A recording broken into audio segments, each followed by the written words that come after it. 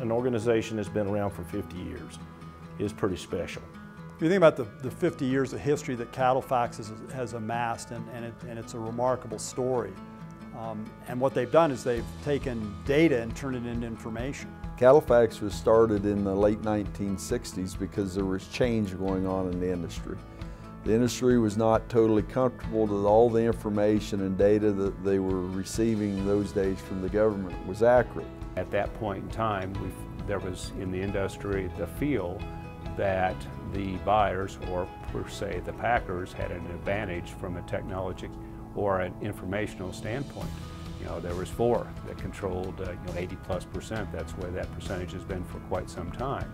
So they felt like, hey, we need to have our own information, data sharing business to where we can see some of these trends more frequently during the course of the year, and also have basically our own double check within the system.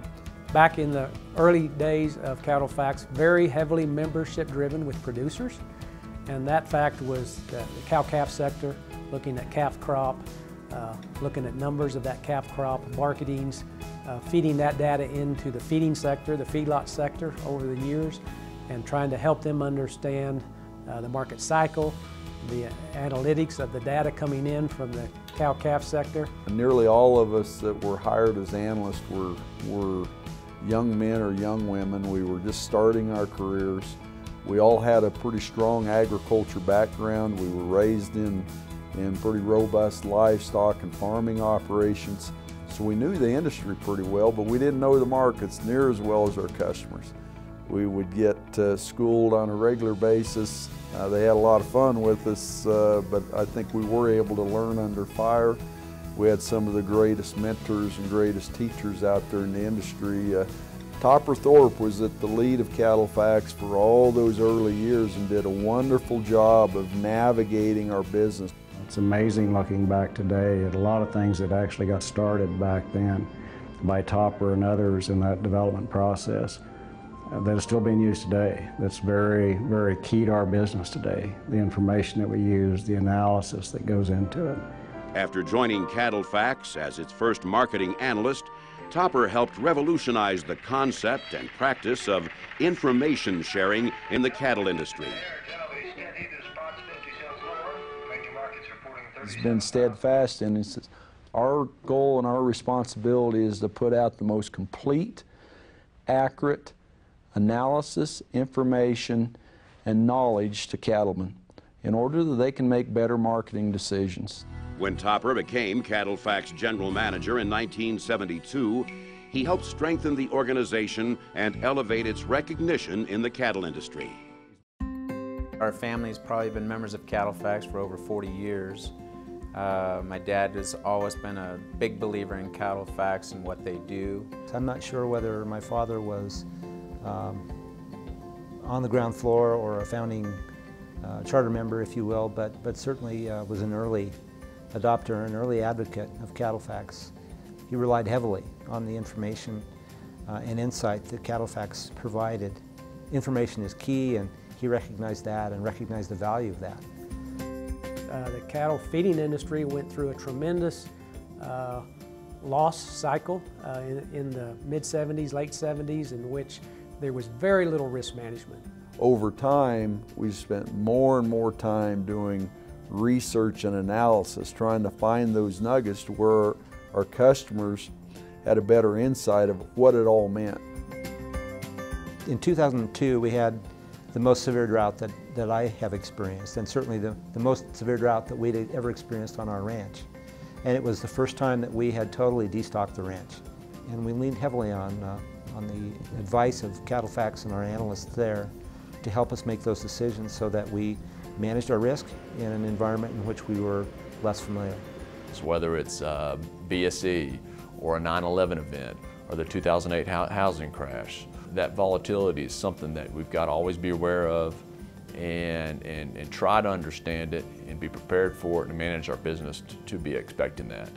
In the commodity lending business, and particularly the beef side, large quantities of money are needed And we think it's important for our producers and customers to try to minimize risk as much as they can. And we think CattleFax gives them the tools to be able to be successful in the marketplace with the volatility that we see today. When does it look like you're going to bring those cattle in? It's not just cattle markets anymore. We do a tremendous amount of analysis in the grain markets. We do a lot of analysis in demand. We do a lot of analysis on pork and poultry because of the impact that it has on the cattle and beef markets. Today, obviously, we're in a global marketplace. We spend a lot of time and resources understanding what's going on in the global markets for all of these proteins. People want to do business with us in different ways today than they did 20 and 30 and 40 years ago. We've had to adapt to that, and the board has always pushed us along to make sure we're making those investments so our customers can access the information they need. Information is key. We need to have it now. So the updates that we get on our phones or in the CattleFax app is necessary today. What CattleFax really offered us is they had great historic data, so we could go back and see that March feeders are bringing 2 over the March feeder board, or as compared to the 5-year average was 1 over. And just to try to give you a sense and place of when you do go to market your cattle, that you've got the information that's quality information on a timely basis to enable you to make an informed marketing decision. Anytime that you're having a sale, you want to know what your calves should be bringing. And so CattleFax is instrumental in that, to where you know, as you go into negotiations with selling your cattle, what should you be getting for your cattle. If we look back 20, 30 years ago, 40 years ago, the vast majority of the cattle were sold in the cash market. I'm talking about fed cattle now. Today, that percentage is about 23%. And the rest of those cattle are sold in some type of a formula agreement, and because of that, you do have less folks that are engaged in the day-to-day cash market. More and more folks are engaged in risk management. More of them are more heavily hedged a higher percentage of the time, so therefore that is where, as a business model, CattleFax has tended to evolve over the last 5 to 10 years. We're doing so much more just besides market reporting. We're looking at industry changes, structure of the industry, what's going on. Like right now, we're looking at packer capacity. What does that mean for us? What are the trends? Are we growing numbers? Are we in expansion phase? If I buy cattle, you think we can make some money? On the cow-calf side, 3 years down the road, so should I be culling cows? Should I be keeping heifers? Producers are so much more sophisticated today, and they look so much more at the big picture than they used to, that it keeps our job challenging, and we have to keep on top of the data, because they want data, they want to know the trends, and they want to know what's going to happen in the market next week, next month, next year.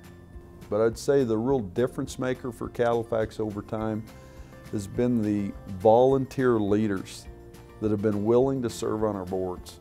The people that have led this organization, that have carved out and defined what the long-term vision of the industry was, that's really what's made the difference in our business over time.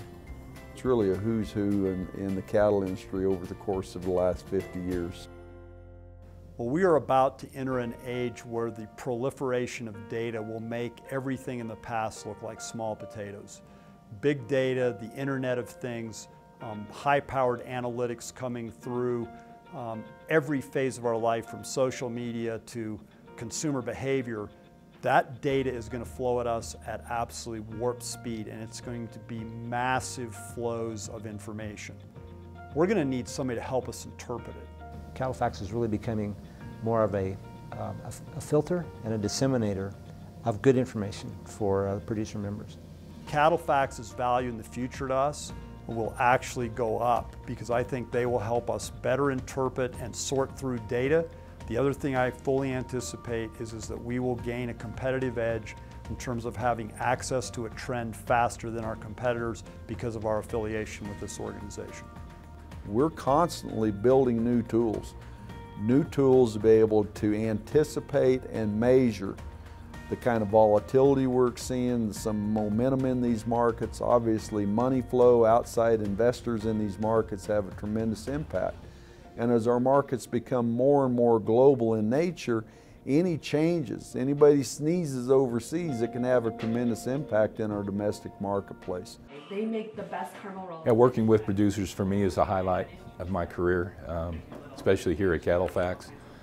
We're blessed to work with the best people in the world. I've got a great group of producers I visit with on a daily basis, and they're not only acquaintances, but they're friends. I think the world of them. You know, we want to do right by them and help them out, increase profitability all we can for them. They're just a great group of people, and they really appreciate what we do.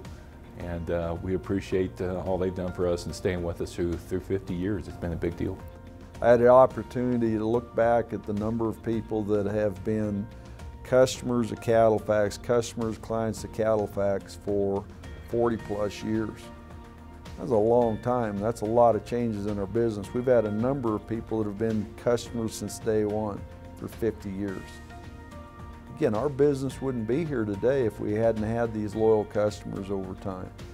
And I can't thank you enough.